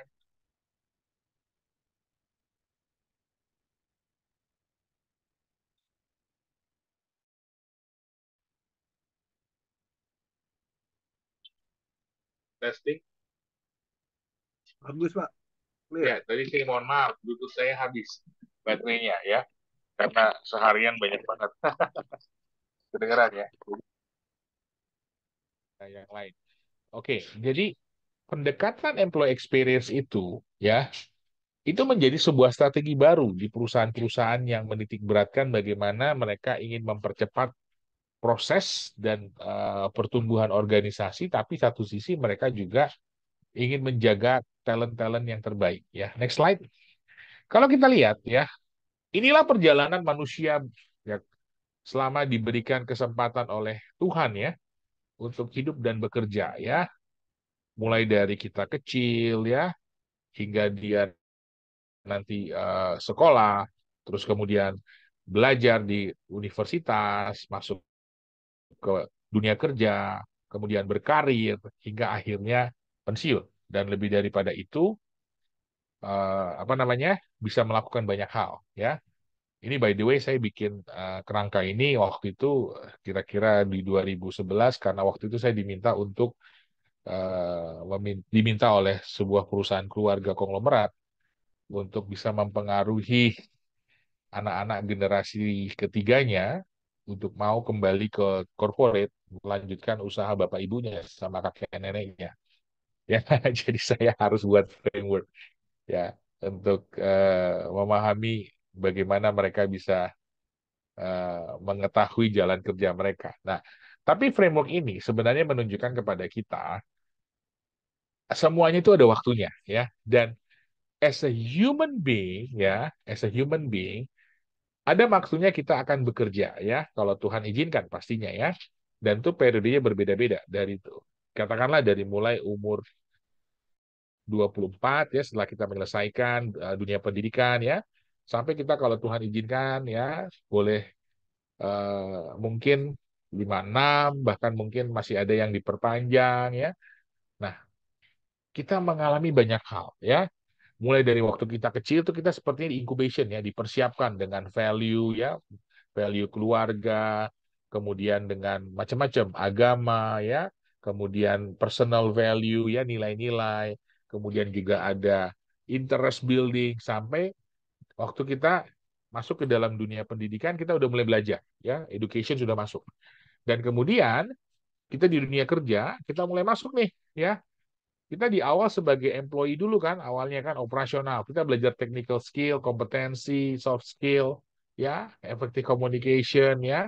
Sampai kalau Tuhan izinkan, ya, kita dipercaya masuk pelan-pelan ke manajemen, ya. Kita belajar leadership, kita belajar bagaimana mendorong kinerja, ya, kompetensi, dan akhirnya melakukan perubahan. Dan kalau kita bahkan melanjutkan dengan baik, dan akhirnya ada kesempatan, kita bisa sampai dalam posisi-posisi yang bisa dipertimbangkan sebagai leader ya, di mana perannya akan berbeda juga. Nah, dari hal ini secara human being ini adalah human experience ya yang akan dihadapi oleh manusia. Nah, masuk kepada kalau kita masuk dalam pola kerja, next slide. Ketika Anda, Ibu, Bapak, Ibu, masuk ke dalam dunia kerja, this is most likely apa yang akan Anda, Bapak, Ibu hadapi. Mulai Anda masuk ya, di interview bahkan pertama kali, ya seleksi, kemudian di welcome ya, probation 30, 60, sampai 90 hari ya, sampai Anda berkarir ya, punya kesempatan mungkin dirotasi, promosi, pengembangan karir, bahkan hingga Anda retire. Perjalanan ini panjang. Dan selama Anda bekerja di dalam perusahaan, dari penelitian saya ada 56 titik penting ketika Anda bekerja yang sebenarnya membangun rasa kepemilikan Anda terhadap perusahaan. Bagaimana nanti Anda ujungnya akan puas atau tidak bekerja di perusahaan itu, atau Anda mengusulkan orang lain untuk juga bisa bekerja masuk di perusahaan yang Anda bangga dan sukai, atau mungkin kebalikannya. Ya. Nah, ini semua tidak sepertinya dibuat-buat ya. Ini semua sebenarnya Anda akan hadapi ya ketika Anda bekerja ya. Dan manajemen HR selalu saya bilang katakan disinilah pentingnya memahami bagaimana karyawan bekerja atau employee experience ya, khususnya manajemen HR ya. Karena dari sejak dia di interview, sejak dia masuk ya, itu sudah punya impact ya, bagaimana dia diperlakukan ya. Nah, dengan pengalaman-pengalaman kerja ini ya, apakah semuanya ini akan menjadi pengalaman yang sukses ya? Buktinya tadi banyak orang yang keluar dari organisasi ya dengan kesempatan sekarang mereka bisa kerja dimanapun ya, belum tentu. Nah, ini yang pertanyaannya harus dipertimbangkan dan dipersiapkan oleh manajemen sumber daya manusia. Next-nya please. Karena pengalaman kerja itu harus kita bedakan mana pengalaman kerja yang sukses, mana yang tidak. Yang sukses artinya adalah pengalaman yang benar-benar mendorong karyawan untuk bisa berkinerja yang lebih baik sehingga dia punya impact terhadap perusahaan ya. Jadi pengalaman misalnya ngobrol di perusahaan itu pengalaman sukses atau enggak? Belum tentu. Saya termasuk yang pernah ya jam 2 pagi ditelepon oleh atasan saya. Ya, saya dan istri sudah tidur ya, lelap sekali jam 2 pagi itu waktunya benar-benar deep sleep ya. Tapi handphone saya bunyi, ditelepon, ternyata atasan saya. Secara manusiawi mungkin bisa kita marah ya, emosi. Tapi kita melihat atasan saya itu membutuhkan informasi dan data dari saya. Karena besoknya meeting yang harus penting sekali. Padahal ya, saya sudah tanya dari jam 7 ya sebelumnya ya, 7 malam, apalagi nih Bu yang perlu saya siapkan. Jadi merasa sudah, tapi kenapa harus membangunkan saya jam 2 pagi? Nah, inilah pengalaman yang harusnya kita refleksikan. Sebenarnya Bapak Ibu lebih mudah mengingat bos yang membuat Anda susah atau bos yang membuat Anda senang dalam pekerjaan. Nah, ini yang menjadi pola pikir di mana kita bisa tahu pengalaman-pengalaman apa sih yang sebenarnya mendorong kita makin sukses dalam bekerja. Dan sesederhananya, kalau kita ingin membentuk karyawan di organisasi bisa bekerja itu dengan sukses, itu kita mengenal pendekatan 5C, ya. Connectivity, capability, capacity, karakter, dan komitmen. Disinilah perusahaan harus memperlakukan karyawannya sebagai customer ya dengan 5 pendekatan ini. Connectivity. Karyawan harus punya konektivitas terhadap orang lain, karyawan yang lain. Tidak bisa mungkin bekerja sendiri, ya walaupun posisinya sendiri. Tapi perusahaan itu adalah kumpulan dari banyak orang. Karyawan harus bisa bekerja interaksi satu sama lain. Karyawan harus bisa bekerja dengan bisnis model yang ada. Ya, bukan menciptakan bisnis model yang baru yang bahkan hambat pertumbuhan, tapi harus bisa mendorong, ya berkontribusi, harus bisa connect dengan future challenge, ya tantangan di masa depan, harus bisa connect dengan bagaimana dia merasa bagian dari sisi organisasi dan dia mau melakukan pekerjaan melebihi dari apa yang diekspektasi, ya sesederhananya kalau Anda harusnya kerja A dan B, nah tapi dia bisa bekerja sampai D, sampai Z malah, ya, dan kemudian connect dengan leader, ya mampu berinteraksi, kemudian punya capability, ya capability artinya kapabilitas dalam pola adaptability dengan pola kerja yang berubah ya, kemudian tuntutan pekerjaan, inovasi, ya optimalisasi proses, kemudian capacity, ya bagaimana kapasitas orang itu bisa ditarik nggak, bandwidthnya masih ada nggak untuk kinerja saat ini ke depan, pertumbuhannya bagaimana, karakter, ya ini penting sekali nih, bagaimana dia bisa ya, artinya dia bisa mengatur pola hidup kerjanya, ya dia bisa membedakan mana yang urusan kantor, mana yang urusan di rumah. Dia masih bisa fokus di tengah under pressure, ya tekanan. Kemudian dengan kondisi yang burnout, dia masih bisa fokus, deliver. Dia bisa menggunakan job resource yang ada, energi, dan terakhir komitmen. Bagaimana dia bisa connect dengan value dan purpose. Dan juga authority, ya yang ada. Dia bisa menggunakan pengambilan keputusan yang tepat. Dia tetap comply. Dia tahu apa yang dikerjakan itu punya kontribusi, clear expectation. Dan ujungnya dia punya sense of belonging. I'm part of this organization. Dan dia membangun hubungan trust. Ya. Nah inilah ya indikator bahwa employee itu bisa kita bangun pengalaman kerjanya yang sukses. Sekali lagi saya katakan, pengalaman kerja itu banyak. Ya. Tapi mana yang pengalaman yang banyak itu menjadi sukses, itu yang harus khususnya organisasi ke depan pertimbangkan lebih baik. Next ya. Nah, dengan itu model yang saya buat ya ketika kita melakukan employee success itu experience ya itu dimulai dengan bagaimana pengalaman karyawan bekerja di organisasi ya itu akhirnya membuat karyawan itu terikat ya engage dengan pola kerjanya ya. Nah, ketika dia sudah mempunyai keterikatan dengan perusahaan ya masalahnya sekarang di organisasi itu bukan yayasan ya, tetap kita harus bekerja dengan satu tugas dan misi ya, baik itu secara komersil maupun juga mungkin secara purpose. Nah, inilah pentingnya karyawan itu bukan hanya sekedar engage ya, tapi kita harus mampu organisasi mendorong mereka bisa perform. Makanya kita ingin membentuk perform organization yang baik ya. Dan di sini pentingnya ya kita harus tahu nih apa yang bisa mendorong, mendrive karyawan itu punya motivasi untuk bisa perform lebih baik. Dan setelah perform, dia tidak bisa kerja sendiri. Dia harus mampu bekerja dengan orang lain. Makanya di sini perlu terjadi yang ada namanya team enablement, ya, bekerja berbarengan. Dan akhirnya dengan bola bekerja sama, sinergi itu terjadi, maka organisasi akan menjadi sukses, ya. Inilah model yang namanya employee success experience. Ini saya bangun dan bentuk di tempat saya sekarang di diagnostik ya. Saya membantu banyak organisasi sekarang nih. Bagaimana mereka bisa mempertahankan karyawannya dengan model-model yang terjadi. Next slide. Dan uh, sederhananya, kalau kita ingin mengetahui bagaimana sih membedakan perusahaan yang jelek ataupun bagus ketika mereka membangun sukses employee experience-nya, sederhana, ada 6 pendekatan.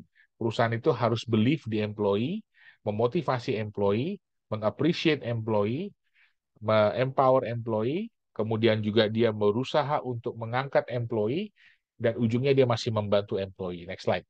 Jadi pendekatannya adalah kalau Anda bekerja di perusahaan yang percaya bahwa Anda itu adalah aset, Anda itu adalah future leader, ya, mulai dari Anda onboarding, ya, dijelaskan job expectation, job process, tapi tidak hanya percaya ya pada Anda, tapi juga memotivasi Anda bekerja, ya, dengan leadership yang ada, dengan achievement yang dilakukan perusahaan, Anda diberikan job opportunity, kemudian menghargai Anda dengan apa yang Anda sudah lakukan, ya, dengan sederhana, bukan selalu dengan penghasilan ya, tapi juga dengan dukungan atasan ya, kemudian job reward, kemudian Anda diberikan kesempatan training, career development, dan Anda juga di-empower dengan budaya organisasi yang positif ya, dan akan Anda dan perusahaan akan mengangkat Anda dengan job empowerment, Anda dipromosi, Anda tetap dibantu ya. Bagaimana Anda juga mengatur pola hidup Anda diberikan kesempatan, dan termasuknya ujungnya ketika Anda bekerja sama orang lain di dalam perusahaan, Anda diberikan kesempatan berkolaborasi, Anda diberikan bantuan dalam posisi ketika Anda naik posisinya, tanggung jawabnya, Anda juga disupport, Anda juga diberikan kesempatan berinovasi. Itulah yang membangun sebuah pengalaman karyawan yang sukses. Dan disinilah pendekatan yang harusnya perusahaan ke depan itu menitik beratkan kepada bagaimana memperhatikan employee-nya supaya mereka mempunyai pengalaman kerja yang terbaik. Ya, next slide. Ini tinggal beberapa slide lagi ya. Ketika kita bicara performance motivation, saya bilang tadi ya, oke, customer atau setelah employee happy, ya, then what? Ya, again, perusahaan itu ujungnya adalah hasil, ya, kinerja, dan kinerja itu bisa macam-macam, komersial, proses, dan apapun. Tetapi kalau hanya employee itu happy, belum tentu dia kinerjanya tinggi, belum tentu dia produktif. Nah, disinilah karyawan itu harus dilihat motivasinya ya. Di buku The Motivation Code karya Todd Henry itu bahkan udah dipetakan ya, employee seperti apa sih profilnya, apakah dia modelnya visionary, apakah dia achiever, apakah dia team player, apakah dia learner, optimizer, key contributor. Nah, setiap orang punya model berbeda. Makanya penting bagi perusahaan, khususnya manajemen sumber daya manusia, memahami dengan benar sebenarnya apa sih yang memotivasi karyawan itu bisa bekerja dan akhirnya dia akan stay. Ya, karena bukan soal semata-mata penghargaan dari sisi penghasilan ya. Banyak modelnya. Apakah dia lebih suka karena diberikan kesempatan untuk dipercaya mengerjakan proyek, apakah dia lebih kepada bagaimana dia bisa melakukan inovasi, mengambil keputusan, apa mungkin bahkan dia bisa berinteraksi atau mungkin sudah dianggap sebagai keluarga. Nah, itu yang kita harus pahami. Perusahaan itu ke depan juga harus memahami, apalagi ketika kita bicara memanusiakan manusia, ya, humanizing technology, ya. Nah, di sini paling penting memahami motivasi kinerja karyawan bisa bekerja, ya. Dan setelah karyawan bisa bekerja dengan maksimal performance yang baik, dia harus bisa bekerja sebagai tim. Nah, saya mau ambil pendekatan dari buku ya The Five Dysfunctional of a Team. Ini buku yang saya pernah bawa trainingnya di manajemen ya. Next slide, di sebuah manajemen tim ya, bahwa ada 5 dosa besar yang terjadi di perusahaan yang menyebabkan orang tidak dapat bekerja sebagai satu tim. Dan inilah yang harus dihindari oleh perusahaan ya. Mulai dari ya tidak adanya kepercayaan, takut konflik ya, tidak adanya komitmen ya, menghindari akuntabilitas, dan akhirnya tidak perhatian terhadap result. Inilah makanya tim-tim yang ada bekerja di organisasi harus mampu menghindari dosa-dosa ini ya, menghindari kesalahan-kesalahan ini ya, di mana kita harus fokus ya bagaimana membuat orang-orang dapat bekerja secara teamwork ya, dengan pertama membangun trust, dengan kedua tidak apa-apa melakukan pekerjaan dan akhirnya ya berdebat maupun juga apa ya, karena itulah bagian dari dinamika organisasi. Anda akan kena konflik, Anda akan bergeser, tapi Anda masih bersatu sebagai satu tim. Kemudian bisa komit satu sama lain ya, tetap bekerja. Kemudian tim member juga akan saling mempercayai satu sama lain dan fokus kepada sukses yang akhirnya apa yang ingin dicapai ya. Next ya. Nah, kembali lagi. Jadi kalau kita bicara ke depan, ya individu dan bisnis harus punya peran. Ya, itu pertama upskilling, ya, kemudian data management, ya, itu dari sisi teknologi. Kemudian jangan lupa human center design yang tadi saya bilang, di mana penitik beratannya adalah employee, ya. AI teknologi itu bisa melakukan banyak proses di organisasi, tapi at the end of the day it's about your employee. Who can bring your organization to the next level adalah employee. Next slide. Dan kita harus lihat bahwa masih sering sekarang adanya consideration secara etika, ya, AI di tempat kerja, ya, privacy, ya, kemudian surveillance dan moral. Yang paling dalam ini sebenarnya moral, karena banyak yang mengatakan apakah datanya bisa dipercaya atau tidak. Nah, itu kadang-kadang kita harus pahami. Tapi believe it or not, ya, ini sudah mulai ditinggalkan. Karena apa? Karena yang tadi saya bilang, manusia percaya pada pengalaman. Nggak salah. Tapi belum tentu pengalaman kita itu adalah yang cara pendekatan terbaik ketika kita melakukan pekerjaan. Makanya itu yang dilakukan oleh AI. Dia bisa melakukan tadi yang seperti yang saya bilang, machine learning dan deep learning, ya. Dan ini yang dilakukan oleh organisasi, ya. Makanya next slide. Yang paling penting adalah upskilling, reskilling, dan kolaborasi antara human dan AI, ya, di mana satu sama lain saling menolong dan, ya, berikutnya next slide please. Nah, ini dia nih, ya. Jadi data, ya, dari Oracle, ya, artificial intelligence itu ternyata membantu banyak orang bekerja, ya. Semakin banyak data, ya, dari Oracle dan Future of Work tahun 2019, 50% worker, ya, menggunakan AI dalam pekerjaan, ya, lebih besar dan akhirnya 2 kali lebih banyak dan lebih sering, ya. Nah, inilah makanya penting ke depan pola-pola kerja co-piloting ini harus diperhatikan dan diatur lebih baik, ya. Karena the future of organization, the future of work adalah co-pilot, co-working model, ya, seperti itu. Next slide. Nah, sekali lagi saya akan fokus kepada beberapa slide saya terakhir. Kita harus bedakan, ya, bagaimana kita bisa bekerja sekedar hanya bekerja atau performing, atau kita bekerja lebih baik atau great, ya. Disinilah pentingnya melakukan teknologi atau AI, ya, di mana kita mengambil teknologi menjadi bagian dari pola kerja kita sehingga kita bisa mengambil keputusan lebih baik, ya, dan modelnya pun juga lebih baik. Nah, kemudian next slide. Ini yang paling penting, ya, antara beradaptasi dan mengadopsi teknologi yang tepat yang bisa kita lakukan. Di dunia sana, di luar sana begitu banyak AI yang bisa dilakukan, ya. Ambil apapun ada, data IQ, ChatGPT, Perplexity, ya, Bard, Bing, ya. Tapi mana yang relevan dengan pekerjaan yang dilakukan? Bagaimana dengan bisnis model perusahaan? Belum tentu semuanya relevan. You need to differentiate data yang mau diambil, informasi yang mau dipakai, bisnis model yang diperoleh, ya. And that's why human itu lebih penting untuk bisa melakukan itu, ya. Dan Bapak Ibu, waktu saya dulu SMP atau SMA, ya, itu ada film yang namanya Star Trek, ya. Mungkin Bapak Ibu masih ingat, ya. Di mana ada seorang bagian dari kru pesawat Enterprise itu namanya Data. Next slide.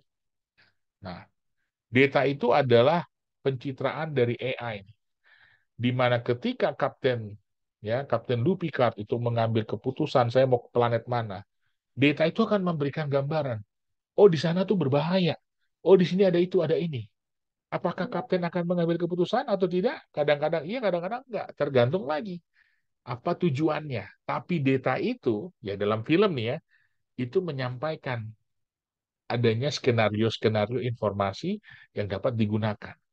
Dan ke depan, AI itu tidak hanya membaca analisis, tapi dia memprediksi apa yang akan terjadi ke depan dengan pendekatan-pendekatan. Jadi ini mungkin penutup dari saya.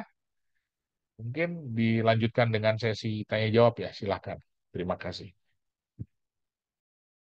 Baik, terima kasih Pak Audi atas pemaparannya yang sangat luar biasa sekali.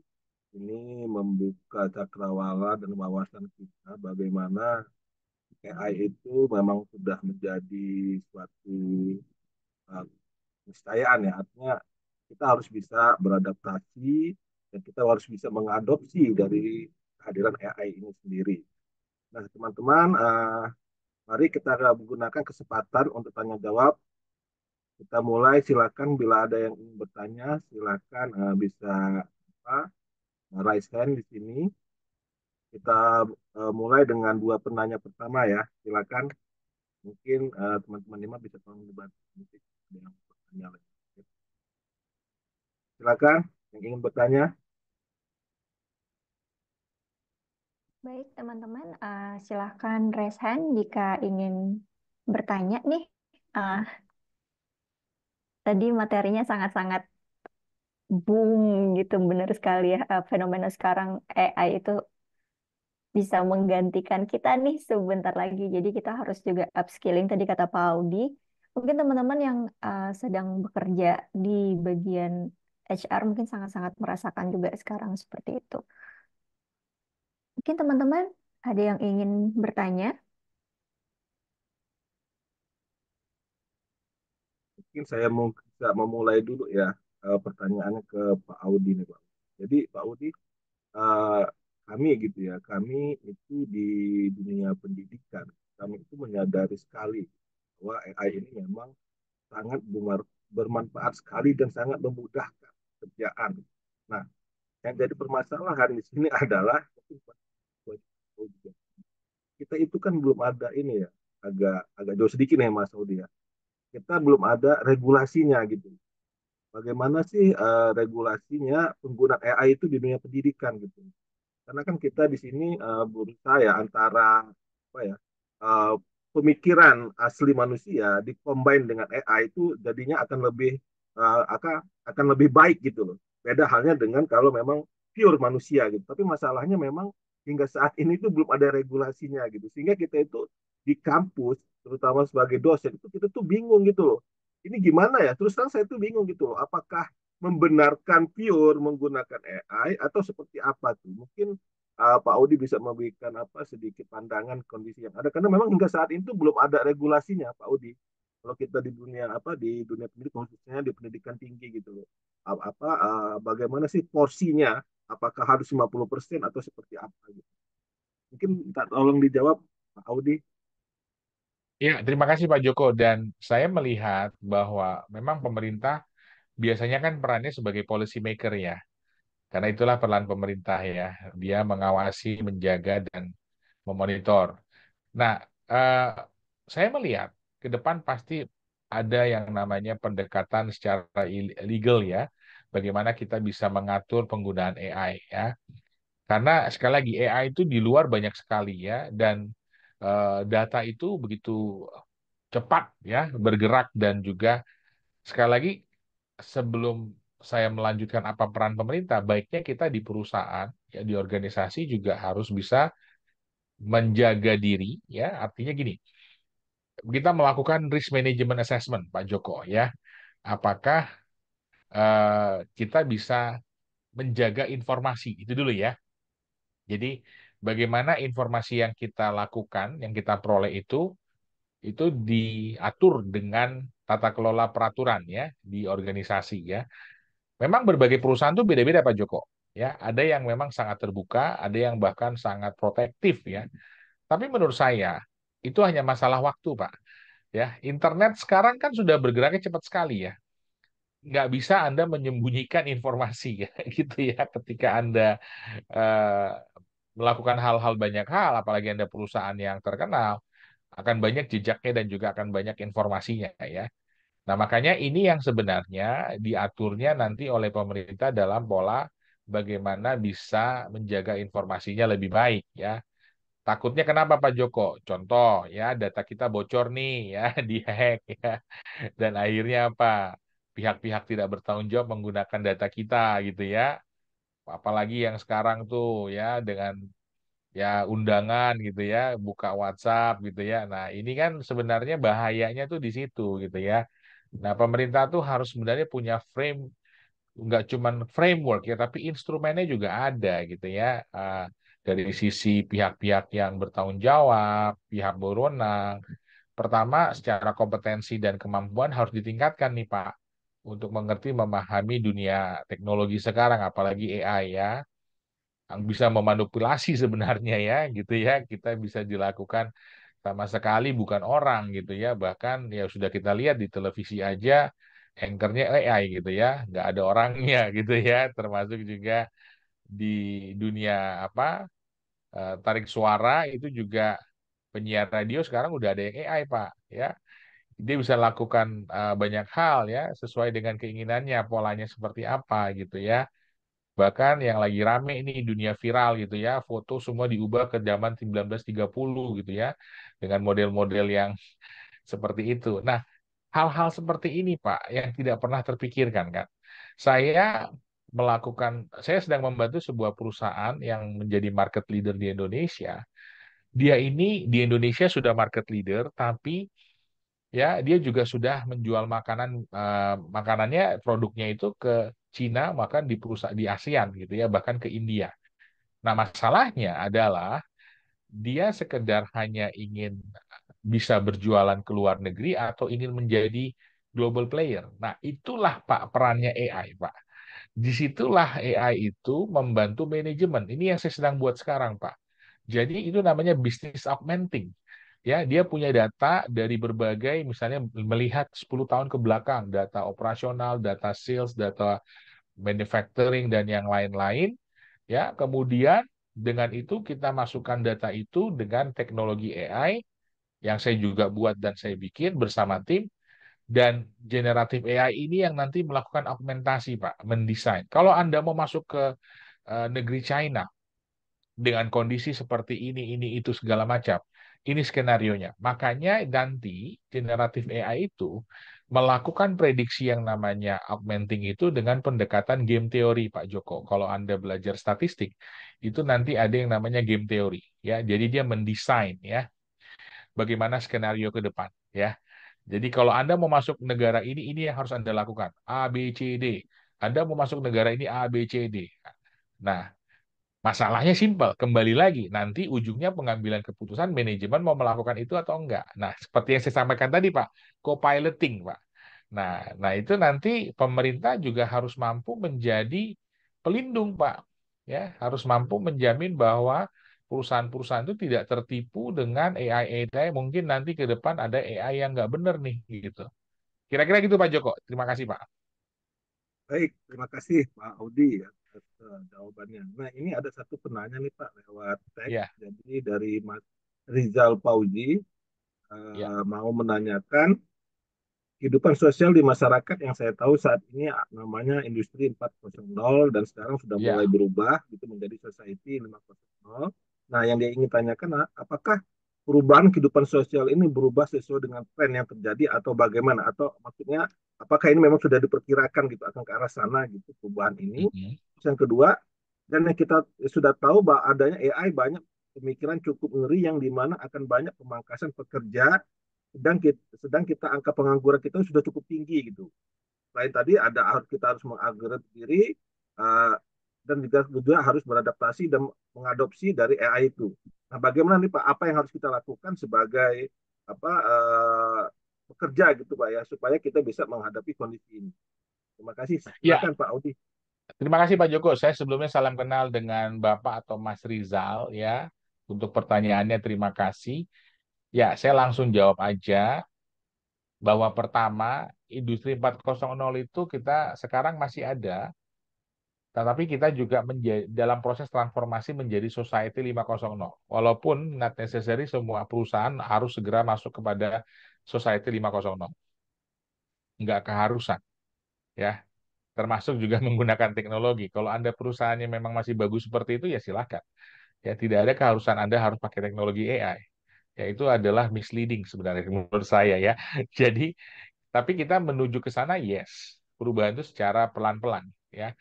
Dan ya nggak usah jauh-jauh. Sekarang semuanya sudah online ya, sudah bahkan yang tadi saya bilang sudah terbentuk yang namanya di perusahaan Smart Intelligent Culture. Semua sudah dilakukan dengan teknologi, aplikasi, ya sistem. Itu sudah membentuk loh namanya Smart Intelligence Culture. Harus ada SOP, harus ada manajemen risiko, ya. Sederhananya, ya manusia tidak boleh lagi kerja semaunya loh Pak. Itu loh Pak. Jadi nggak boleh. Yang penting pokoknya itu udah nggak boleh sebenarnya Pak Joko ya. Kita masih berhadapan kadang-kadang dengan generasi seperti itu ya. Jadi kita harus punya global mindset apa growth mindset ya. Nah, growth mindset ini yang saya akan bantu dengan pertanyaan nomor 2. Tadi di slide saya ada 3 pola pendekatan. Kita mau pesimistis, kita mau moderate, atau kita mau optimis. Ya, terserah Anda, Pak Rizal, Mas Rizal. Ya, kalau Anda bicaranya pesimis, pasti di depan mata kita siap-siap nih kehilangan pekerjaan, siap-siap kehilangan opportunity, ya, gitu ya. Tapi kalau kita bicara moderate dan optimis, with your growth apa dengan pendekatan growth mindset, belajarlah sesuatu yang baru ya. Belajarlah sesuatu yang Anda sukai yang mungkin membantu Anda nanti bisa bekerja dengan menggunakan teknologi AI, ya kan? Tadi saya sudah cerita tuh, banyak pola pekerjaan. Bahkan World Economic Forum 2023 mengatakan di tahun 2045 tidak ada pekerjaan yang tidak digantikan oleh AI. Tidak ada pekerjaan yang tidak digantikan AI. Ya. Nah, jadi tinggal kembali lagi kepada kita nih ya. Kita mau di mana nih? Ya. Makanya ya sekarang ya tech company itu sedang winter nih istilahnya nih. Banyak perusahaan yang akhirnya let go engineering-nya karena mau nggak mau apa? Digantikan oleh AI gitu kan. Nah, jadi ya ini harus di-embrace nih Pak Joko ya. Kita harus punya mindset thinking gitu ya yang positif ya, growth mindset ya. Apa yang bisa saya lakukan sehingga saya bisa menjadi lebih baik dari AI gitu ya. AI kan nggak bisa apa ya? AI bisa berkomunikasi ya. Lihat aja di internet, di Google, apa di YouTube banyak tuh video-video klip yang AI itu udah saling berinteraksi ya. Bahkan yang bikin joke-joke aneh gitu ya. Tapi dalam konteks memanusiakan manusia, AI itu nggak punya emosi gitu loh. Iya kan? Ya, AI itu nggak bisa punya nalar. Loh iya loh, AI itu nggak punya bahkan yang tadi yang saya bilang ya, kadang-kadang tuh saya ada feeling nih bisa nih gitu. Itu kan. Nah, itu tuh manusia banget gitu loh. Satu sisi itu manusia banget itu bisa jadi positif, tapi satu sisi buat bisnis kadang kita di-challenge kan dengan pertanyaan dari investor, dari owner, how do you know itu akan berjalan? How do you know gitu loh. Nah, saya membantu organisasi itu Pak Joko mendesain augmenting AI ya, bahwa ini loh data bicara seperti ini loh Pak. Gitu loh Pak Joko. Silakan Pak. Baik, selanjutnya ada pertanyaan lagi dari Emerald Putri Marliana, Ya. mau menanyakan Pak Audi berpengalaman juga sebagai praktisi HR, mohon sharing Pak Ya. bagaimana menghadapi gap dengan atasan yang bertindak sebagai bos bukan sebagai leader. Wah, ini kayaknya masih banyak terjadi nih, Pak. Hampir menurut saya sih 60% organisasi di Indonesia masih seperti ini nih, Pak. Monggo, Pak, silakan, Pak. Ya, jadi ya memang ini bicara culture juga ya Pak gitu ya. Bahwa budaya kerja itu kadang-kadang apa ya, membuat pola-pola kerja yang dimana sebagai atasan itu ya itu merasa yang paling benar ya, yang merasa paling tahu semuanya gitu ya. Sehingga kadang-kadang menjadi masalahnya apa? Ya, ya tidak bisa menerima masukan gitu ya, tidak bisa diajak bekerja sama bareng gitu ya. Tadi saya cerita tuh pendekatan bagaimana manusia itu tidak bisa bekerja sendiri kan di dalam organisasi, dia pasti akan berinteraksi. Nah, ketika kita bicara tim, ya kalau Anda sebagai leader, your role is to help your team, ya supaya sukses itu bekerja sama bersama-sama. Sukses itu bersama, bukan sukses sendiri gitu loh. Dan Anda membangun kapabilitas tim Anda lebih baik ya. Dan di sini perannya, sebenarnya peran leader dan bos itu satu, orkestrasi ya. Kalau bos itu nyuruh, kalau leader itu mengorkestrasi, dia mengatur, ya dia bermain peran ya. Dia bisa tahu ini yang harus ini siapa gitu loh. Dan dia menghargai ya kontribusi ya, menghargai. Bos bisa jadi menghargai, bisa juga tidak gitu loh. Dan ya sekali lagi, yang saya pelajari dan saya tahu ya, apalagi pengalaman saya bilang di perusahaannya kita bekerja belum tentu semuanya sempurna. Pasti ada orang-orang seperti itu. Terima Baik, kasih Pak terima Joko. kasih, Audi. Oke, buat teman-teman yang lain, apakah masih ada yang ingin ditanyakan? Ada, wah ini sudah ada Mbak Angelina Wiyatno. Silakan Mbak Angelina dengan pertanyaannya. Selamat malam Pak Joko, Pak Audi. Izin bertanya, saya sebagai karyawan suatu perusahaan, ada tips nggak Pak? Bagaimana cara saya bisa beradaptasi dengan AI? Atau bahkan seperti yang tadi Pak Audi bilang, harus mengalahkan si AI-nya itu. Ada skill apa yang harus saya tingkatkan gitu Pak? Ya, Terima monggo kasih. Ya, silakan Pak Audi langsung dijawab. terima kasih Pak Joko. Terima kasih Mbak Angelina. Salam kenal. Sederhananya gini Mbak. Jadi apa saya nggak tahu Anda bekerja di perusahaan apa, peran Anda apa gitu ya. Jadi ketika Anda bekerja saat ini, ya mungkin Anda bisa tahu nih, saya bekerja saat ini sudah maksimal atau belum gitu ya. Dengan kita merefleksikan diri kita ya. Nah, ketika saya ingin ke depan melihat apa sih yang bisa saya lakukan supaya saya lebih baik gitu ya.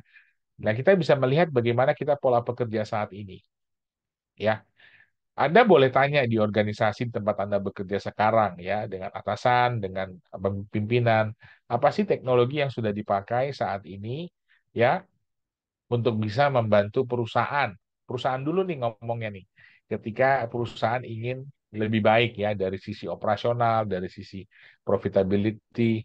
Nah, dari situ kita baru bicara kontribusi saya apa menuju ke sana gitu ya. Nah, disinilah saya melihat dengan growth mindset tadi ya, apa yang saya lakukan itu berkontribusi nggak dengan kemajuan perusahaan ya. AI itu sebagai teknologi hanya intervensi Mbak Angelina. Dia hanya sebagai alat ya. Apakah AI bisa melakukan banyak hal? Bisa, tapi belum tentu pekerjaan yang kita lakukan ya. Sekali lagi, di luar sana AI itu banyak, nggak cuma hanya ChatGPT ya. Tergantung kita caranya mau seperti apa.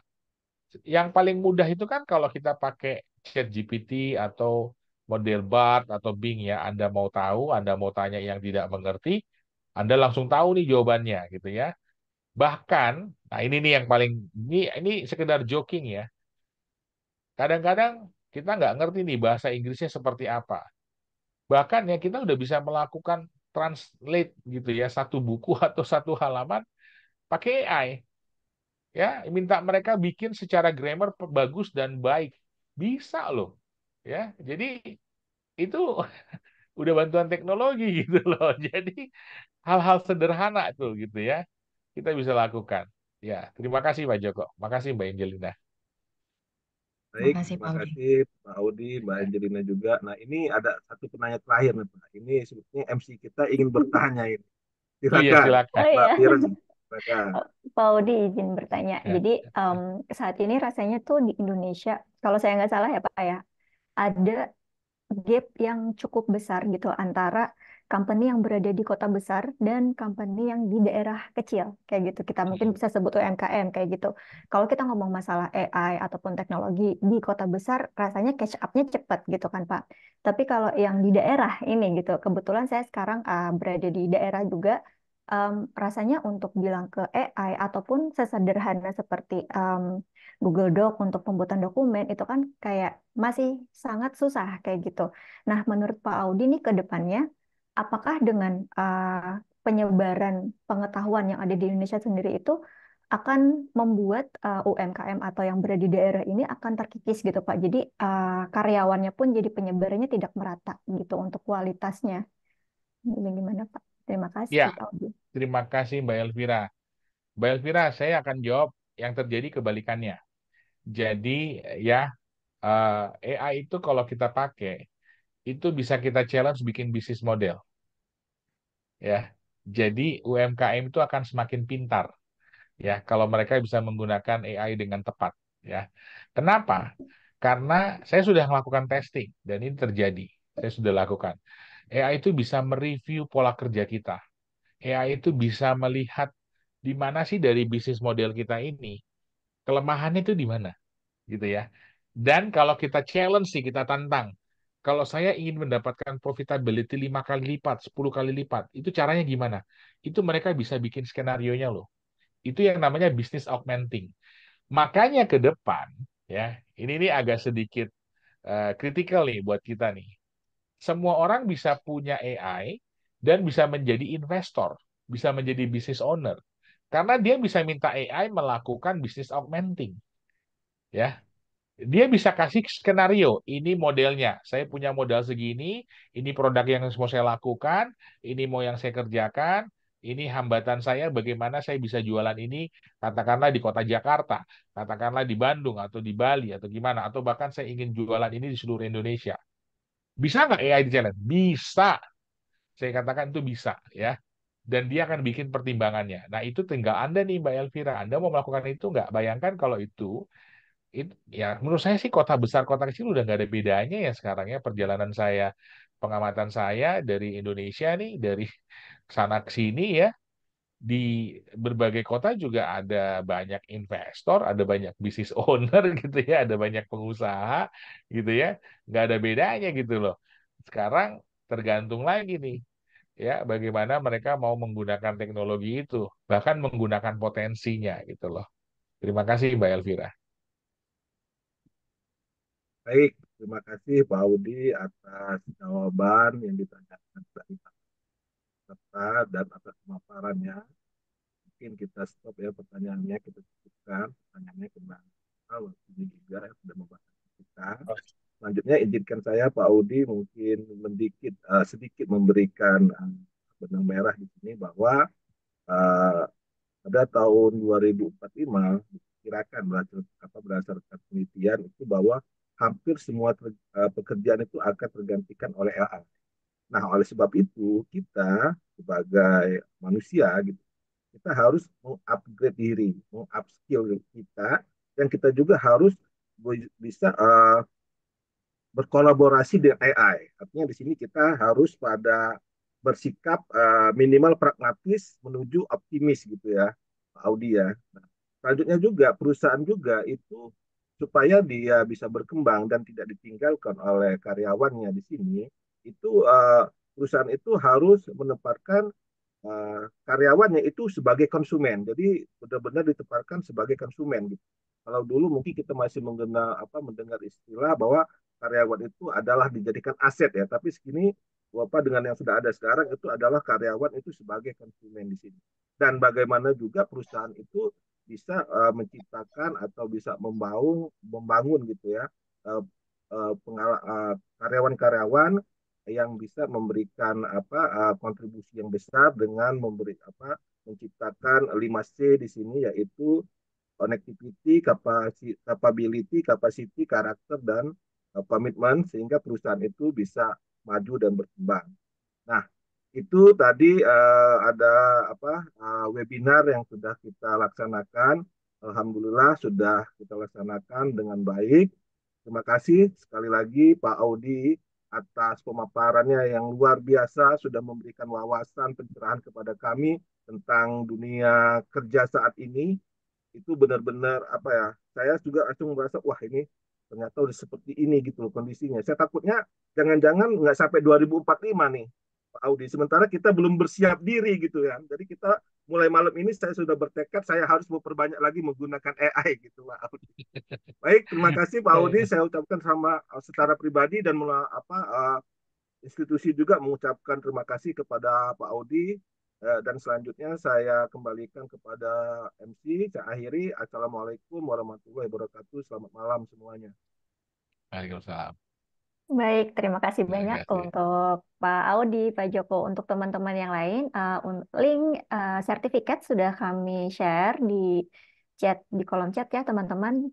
Dan sebelum kita mengakhiri, mungkin saya boleh minta tolong teman-teman on cam dulu. Kita lakukan dokumentasi sebentar.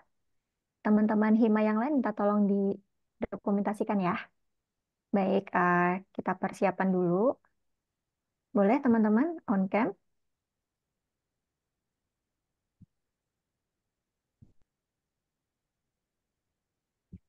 Oke. Oke, baik. Untuk slide pertama dulu, mari saya hitung ya, teman-teman Hima mohon dibantu. 1, 2, 3. Oke, mungkin slide kedua, teman-teman Hima, saya hitung lagi. 1, 2, 3. Slide ketiga terakhir. 1, 2, 3. Oke, terima kasih banyak semuanya. Nah, saya iring kita mendekati akhir webinar penuh wawasan ini, kami menyampaikan terima kasih yang tulus kepada semua pembicara, terhormat kami, moderator, dan tentu saja kepada semua teman-teman yang telah aktif berpartisipasi. Terima kasih telah bergabung dalam eksplorasi masa depan, baik untuk di dunia kerja dan organisasi. Semoga kita semua mendapatkan wawasan yang bermanfaat dan menyenangkan. Akhir kata saya ucapkan wassalamualaikum warahmatullahi wabarakatuh. Terima kasih banyak semuanya. Salam. Terima Waalaikumsalam kasih. warahmatullahi Pak Terima Audi, kasih. terima kasih Ya, banyak Terima Pak kasih Audi. Pak Audi. terima kasih Pak Terima Joko. kasih, Pak Audi. Aduh, Saya keren izin, sekali itu Pak. saya Saya izin lagi. keluar ya. Iya, terima kasih banyak, Pak. Ya, terima kasih. Selamat Kasih. malam. Selamat malam, Pak Audi. Malam Mbak Belvira.